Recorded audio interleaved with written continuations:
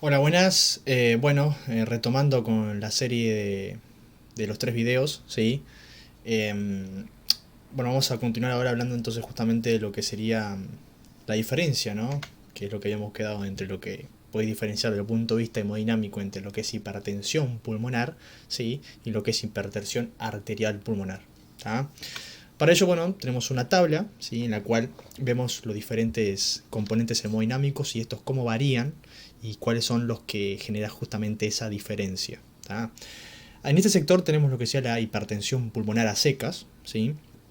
En el cual se mide o se toma como parámetro hemodinámico lo que sería una presión arterial pulmonar media mayor a 25 milímetros de mercurio, o en lo que sea la clasificación actual, según el Congreso de Niza en el 2018, mayor a 20 milímetros de mercurio. ¿Por qué pongo el 25? Bueno, porque los libros clásicos toman el valor de 25, pero bueno, hay que tener presente que hubo un congreso nuevo y se decidió bajar 5 milímetros de mercurio nivel de presión para catalogarla como ya una hipertensión pulmonar, ¿sí? Solamente con tomar entonces el valor de presión arterial pulmonar media, ¿sí? Que esté por arriba de 20, como se toma en la actualidad, ya se puede considerar que estamos frente a una hipertensión pulmonar, ¿tá?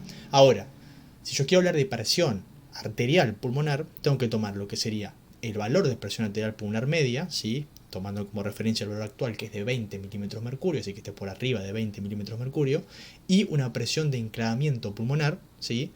Que sea menor o igual a 15 milímetros de mercurio, con una resistencia vascular pulmonar mayor a 3 unidades Wood. Ahora bien, ¿qué son estos dos parámetros? Ahora lo vamos a ver y lo voy a explicar en detalle. Primero que nada, es importante destacar que la medición de la presión arterial pulmonar se hace de forma invasiva, ¿sí? Se necesita utilizar un catéter, que es el catéter Swan-Ganz, ¿sí? En su catéter, en el cual se toma una vía venosa periférica, ¿sí? Generalmente es la vena yugular interna, ¿tá? Que ya voy a explicar más o menos de qué trata todo el procedimiento, pero bueno, tengan presente que es un mecanismo invasivo, ¿tá? El paciente tiene que entrar a bloc para poder realizar la medición de la presión pulmonar. Después, se considera una presión normal, ¿sí? Una presión arterial pulmonar normal, cuando el paciente está en reposo, en decúbito dorsal, con todas las medidas de estándares para tomarla, que sea mayor o igual, ¿sí? Más o menos 14 milímetros de mercurio, ¿sí? También hay que tener presente que varía, si hay estudios, también lo dice lo que corresponde a ser la última guía del Congreso de Niza sobre la hipertensión pulmonar, que habla que a nivel de ejercicio la presión pulmonar cambia, ¿sí? Tiene variaciones, ¿tá? Pero no voy a entrar en esos detalles. Si quieren les puedo dejar en la descripción lo que sería la guía, que ahí habla un poco más en detalle y pueden profundizar según las variaciones que puede ocurrir según en la posición y diversas actividades que el paciente realice, ¿sí? Después, la presión arterial pulmonar de enclavamiento, bueno, es un reflejo indirecto, ¿sí? De cómo es el estado hemodinámico del corazón izquierdo, ¿tá? Para ser más preciso, refleja la presión que tiene la aurícula izquierda, ¿tá? ¿Y por qué digo indirecto? Bien, porque no se puede realizar la medición de la presión auricular izquierda, o como tampoco se puede realizar la de las cavidades izquierdas de forma directa, porque no es viable colocar un catéter Swan-Ganz, ¿sí? A nivel arterial. No se puede realizar eso, ¿tá? Entonces yo puedo hacerlo de forma indirecta por medio de la presión de enclavamiento, ¿tá? La cual tiene un valor aproximado entre 5 a 7 milímetros de mercurio, ¿tá? Hay que tener presente que la presión de enclavamiento va a reflejar un valor por encima, generalmente entre 2 a 3 milímetros de mercurio de lo que corresponde a la presión auricular izquierda real, ¿tá? Entonces hay que manejar unos valores, generalmente cuando me indique una presión de enclavamiento de 10, ¿tá? Generalmente va a ser de 8, ¿tá? Pero bueno, los valores normales en decúbito dorsal rondan entre 5 a 7 y bueno, tomamos como punto de corte en caso de que o sea, por arriba de 15 o menor a 15, menor a 15 se toma como valores dentro de los estándares normales y por arriba de 15 estaríamos hablando de un problema a nivel cardíaco izquierdo, ¿sí? Que eso puede, como vamos a ver más adelante, desencadenar algún tipo de hipertensión pulmonar asociada a una cardiopatía izquierda, ¿tá? Pero no vamos a adelantarnos en eso. Bien, entonces el concepto principal es que la presión arterial de enclavamiento pulmonar refleja cómo es el estado hemodinámico, o mejor dicho, lo que es la presión auricular izquierda, y por ende refleja también cómo se comporta o cómo se encuentra el corazón izquierdo, ¿tá? De forma indirecta. Después, la resistencia vascular pulmonar se utiliza una medida o una unidad ¿sí? Internacional, que son las medidas Good, ¿sí? Y bueno, se toma como punto de corte una resistencia vascular pulmonar mayor o menor a 3. ¿Tá? Cuando está mayor a 3, obviamente estamos hablando que existe una resistencia vascular, y menor a 3 unidades Wood se toma que la resistencia vascular no es tal y que no genera cambios hemodinámicos importantes. ¿Tá? Pero bien, entonces para poder diferenciar entre uno y otro, ¿sí? Hay que tener presente todos los parámetros hemodinámicos, y eso nos va a permitir justamente poder agrupar o asignarles esta clasificación hemodinámica a los grupos correspondientes que vamos a ir viendo ahora a lo largo de la presentación. ¿Sí? Bien. Acá tenemos lo que sería el catéter Swan-Ganz. Vemos como todo el componente. Acá sería el elemento, o sea, las ondas de mediciones. ¿tá? Entonces, para poder introducirlo se toma como referencia un repel anatómico, ¿sí? Generalmente lo que corresponde al triángulo de Sedilot, que es un triángulo que se forma entre lo que sea la porción external del esternocleidomastoideo y la porción clavicular del mismo músculo, ¿sí? Los dos fascículos que presentan inserción en esos lugares, forman un triángulo donde al separarlos, ¿sí? Vamos a tener recorriendo lo que es la vena yugular interna. Hay que tener cuidado porque próxima a esa vena yugular interna tenemos el nervio frénico, ¿tá? El nervio principalmente encargado del músculo inspiratorio, ¿no? Que es el diafragma. Entonces,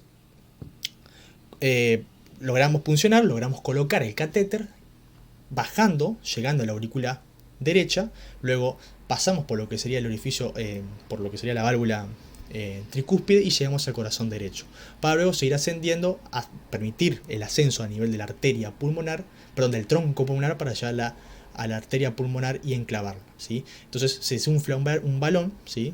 Que permite ese enclavamiento y que quede fijo lo que es el catéter. ¿tá? Acá podemos ver justamente cómo empieza a descender el mismo, ¿sí? Hasta poder ascender y enclavarse a nivel capilar. ¿sí? Este sería entonces básicamente lo que es el trayecto y de qué consta el catéter Swan-Ganz. Bien, vamos a tener entonces dentro de todo esto una clasificación hemodinámica. Ya vimos parte de ella, lo que sea la diferenciación entre hipertensión pulmonar, ¿sí? E hipertensión arterial pulmonar. ¿tá? Dentro de la clasificación hemodinámica se le va a designar un grupo clínico.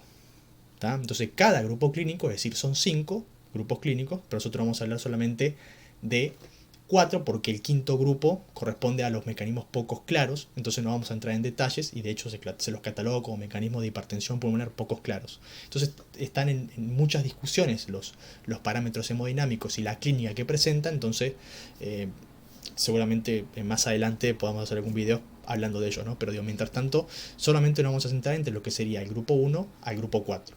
Entonces, como decía, cada grupo clínico se le va a asociar una clasificación hemodinámica, la cual nos permite categorizar, ¿no? Y agrupar en diferentes niveles, ¿sí? Y los cuales me permite también optar por una terapéutica más adecuada según el grupo en el que se encuentre. ¿tá? Entonces, cada grupo se va a correlacionar con un... O sea, cada grupo se asocia, o sea, cada grupo clínico se asocia con una clasificación hemodinámica correspondiente, y este también es un gran indicador de lo que vendría a ser el pronóstico del paciente, ¿tá?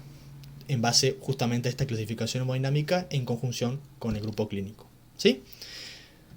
Entonces, una cosa importante también. Acá vamos a ver, me faltó explicar lo más importante, que sería los diferentes parámetros que presenta la tabla, ¿no? Acá ya vimos justamente lo que es la hipertensión pulmonar y la hipertensión arterial pulmonar. Pero estamos viendo, sí, o van a ver diferentes nombres que no habíamos visto, que es el término precapilar, el postcapilar, ¿sí? Y el pre y postcapilar, que se refiere, o sea, también se le puede llamar como hipertensión pulmonar combinada. ¿tá? Entonces, acá tenemos la medición de la presión arterial pulmonar media, la presión de enclavamiento, las resistencias vasculares pulmonares, y esto, ¿sí? Corresponde al gradiente diastólico pulmonar. Que ya lo voy a explicar más adelante, pero el gradiente diastólico pulmonar lo que hace es medir el parámetro, ¿sí? Y poder clasificar a la hipertensión pulmonar en caso de tenerla, si es combinado o no, si se involucra el componente pre y postvascular en conjunto, o es solamente uno u otro, ¿sí? Entonces se toma como referencia y como punto de corte el número de 7. Ya más adelante voy a hablar de ello y le voy a explicar cómo se realiza esa cuenta, que es muy básica, pero yo no quiero entreverarlo en este momento. Vamos a verlo más adelante. ¿sí? Pero bueno, tenga presente qué significa esto y cada uno de los parámetros que en conjunción termina agrupando los diferentes tipos de hemodinamia. ¿Tá? Y acá tenemos el grupo clínico en el cual se le va a asociar justamente cada estado hemodinámico. ¿Tá? Bien, vamos a ver que algunos grupos se repiten, ¿sí? Y no necesariamente tiene por qué tener, no necesariamente un grupo puede tener solamente una clasificación hemodinámica, puede tener más de una. O sea que hay que también estar atento al momento de que recibamos un paciente y ser consciente de que puede tener más de un grupo clínico el estado hemodinámico que presenta al momento del examen. ¿Sí? Bien, la diferencia entre pre y post capilar. ¿Tá? Se toman como referencia lo que sería el alveolo. ¿Tá? Entonces esto me permite catalogar, tomando el alveolo y el capilar en sí, si es una afectación derecha o izquierda. ¿Sí?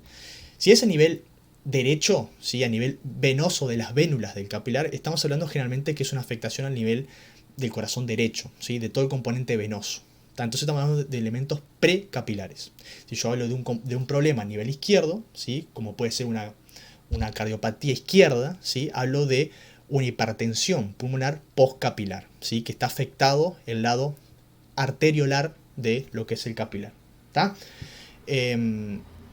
Y también, en caso de que yo hable que está afectado tanto el lado pre como postcapilar, es decir, el derecho y el izquierdo, hablo de una hipertensión combinada.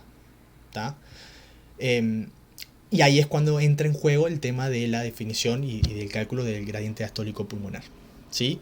También tengan presente que la fisiopatología en sí, de lo que sería la hipertensión, independientemente de la clasificación hemodinámica e inclusive de lo que es el grupo clínico, todas presentan el factor común que son problemas en la microvasculatura. ¿Sí? Entonces, si yo también digo que tengo un problema precapilar, seguramente también tenga, o sea, seguramente no, sino que es posible, por no decir un 100%, que haya problemas en la microvasculatura, en la arquitectura, en las diferentes capas que presentan la microvasculatura, que se generen resistencias vasculares y demás, que generen una deficiencia en el flujo, ¿tá? Ya sea una vasoconstricción, una lecciones plexiformes, un trombo, etc. ¿Sí? Eso puede ir tanto para el lado derecho como para el lado izquierdo, pero hay que tener presente que el factor común, independientemente del tipo de grupo en el cual yo pueda clasificar a ese estado hemodinámico, ¿sí? De hipertensión pulmonar, siempre va a estar asociado con un problema en la microvasculatura o inclusive en la macrovasculatura. Pero el factor común es ese,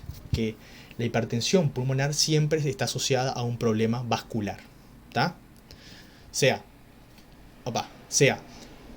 precapilar, ¿sí? O a nivel venoso o en las vénulas, o postcapilar, ya sea a nivel arterial de las grandes o microarterias. ¿Sí? Bien. Esto también es importante para poder clasificarlo y también la clínica y el tratamiento a emplear, ¿no? Porque puede variar según si es derecho o izquierdo. Bien, después el tema de clasificación clínica, o los grupos clínicos, ¿tá? Que son 5, pero vamos a hablar de 4. El primero sería la hipertensión arterial pulmonar a secas. Dentro de este grupo vamos a ver que hay diferentes subgrupos, ¿sí? En los cuales tienen características propias.